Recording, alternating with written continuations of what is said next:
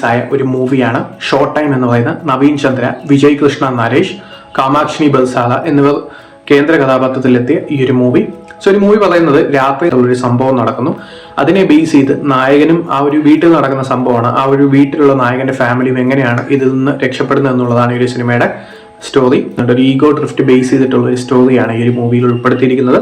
Direct ചെയ്തിരിക്കുന്നത് മദൻ കുമാർ ദക്ഷിണമൂർത്തി എന്ന് പറയുന്ന ഈ ഒരു ഡയറക്ടറാണ്. സോ ഇതൊരു റീമേക്ക് ആണ്. ഇതിന്റെ ഒറിജിനൽ വേർഷൻ ഇറങ്ങിയത് 2023 അതൊരു തമിഴ് സിനിമയാണ്, ഇതൊരു തെലുങ്ക് സിനിമയാണ്. ആ ഒരു സിനിമയിൽ ഹരീഷ് ഉത്തമനും ഈ ഒരു മദൻ കുമാർ ദക്ഷിണമൂർത്തിയും ഒരു മെയിൻ റോൾസിൽ വരുന്ന ഒരു മൂവിയായിരുന്നു. സെയിം സ്റ്റോറി തന്നെയാണ് രണ്ടും. അത് ചെറിയ ചെറിയ വ്യത്യാസങ്ങളാണ് ഈ ഒരു സിനിമയിലുള്ളത് എന്നുള്ളതല്ലാതെ ബാക്കിയെല്ലാം ഏറെക്കുറെ സെയിം തന്നെയാണ്. ഈ ഒരു സിനിമ രണ്ടും average to below average experience നൽകുന്ന ഒരു മൂവിയാണ്. കാരണം പുതുമയുള്ള സംഭവങ്ങളും കാര്യങ്ങളൊന്നുമില്ല. അത് ക്ലൈമാക്സിൽ വരുന്ന സംഭവങ്ങൾ കുറച്ച് അൺസാറ്റിസ്ഫാക്ടറി ആയിട്ടാണ് വരുന്നത്. സോ അങ്ങനെ പോകുന്ന ഒരു മൂവിയിൽ അങ്ങനെ ഒരു ക്ലൈമാക്സും പിന്നെ കുറെ സംഭവങ്ങൾ കുറച്ച് അമ്മച്ചൂറിഷ് ആയിട്ടുള്ള മേക്കിങ്ങും രണ്ട് മൂവിയിലും വന്നു പോകുന്നുണ്ട് എന്നുള്ളത് ഒരു സിനിമയുടെ വലിയ നെഗറ്റീവാണ്. പോസിറ്റീവ് ആയിട്ട് പറയുകയാണെങ്കിൽ നവീൻ ചന്ദ്രയുടെ പെർഫോമൻസ്, വിജയ് കുമാർ നരേഷിന്റെ പെർഫോമൻസ് ഒരു സിനിമയുടെ ഹൈലൈറ്റ് ആണ്.